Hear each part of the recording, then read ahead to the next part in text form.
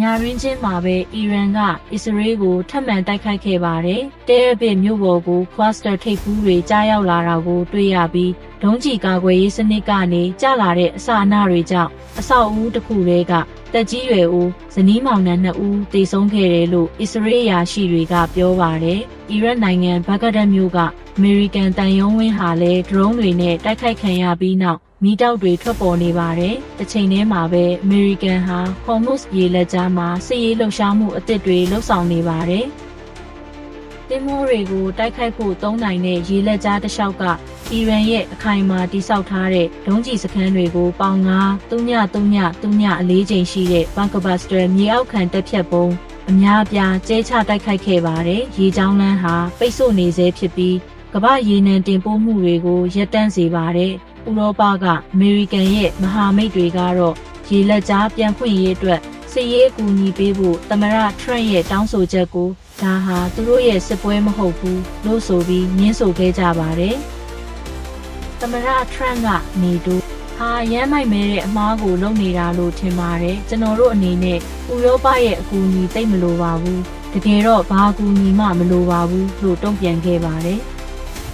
အီရန်မှာတော့အစ္စရေးရဲ့တိုက်ခိုက်မှုတွေကြောင့်ထိပ်တန်းခေါင်းဆောင်တွေကြာဆုံးသွားတဲ့အတွက်အစိုးရအဖွဲ့တုံ့လို့သွားခဲ့ပါတယ်။အီရန်ရဲ့အရေးပါတဲ့ခေါင်းဆောင်တဦးအဖြစ်ကြည်ကြဲပြန့်ပြန့်ရှုမြင်ခံထားရတဲ့မျိုးသားလုံခြုံရေးအကြီးအကဲအလီ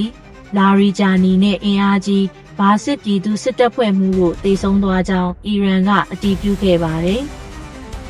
သူတို့နှစ်ဦးစလုံးဟာဇန်နဝါရီလကလူထောင်ပေါင်းများစွာတေဆုံးခဲ့ရတဲ့ဆန္ဒပြပွဲတွေကိုအကြမ်းဖက်နှိမ်နင်းရာမှာအဓိကပါဝင်ခဲ့သူတွေပါ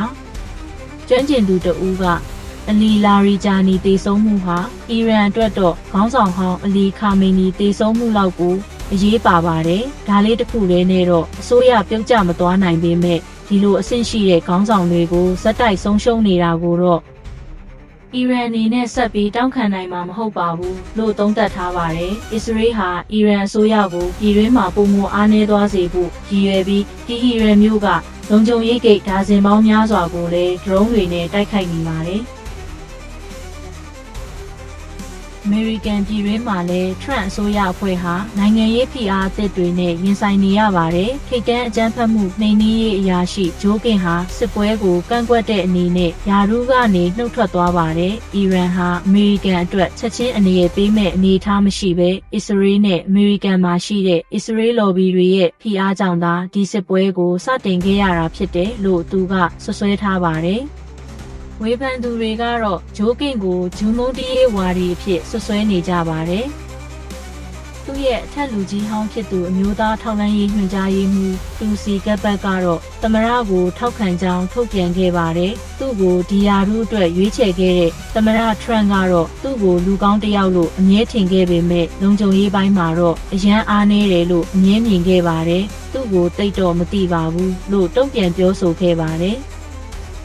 အရှေ့အလယ်ပိုင်းကအမေရိကန်ရဲ့စစ်ပွဲတွေကိုအရင်ကပြင်းပြင်းထန်ထန်ဆန့်ကျင်ခဲ့မှုတဲ့တူစီကပ်ဘတ်ဟာဒီကနေ့နောက်ပိုင်းမှာစီးနိတ်ကော်မတီရှေ့မှောက်မှာထွက်ဆိုဖို့ရှိနေပါတယ်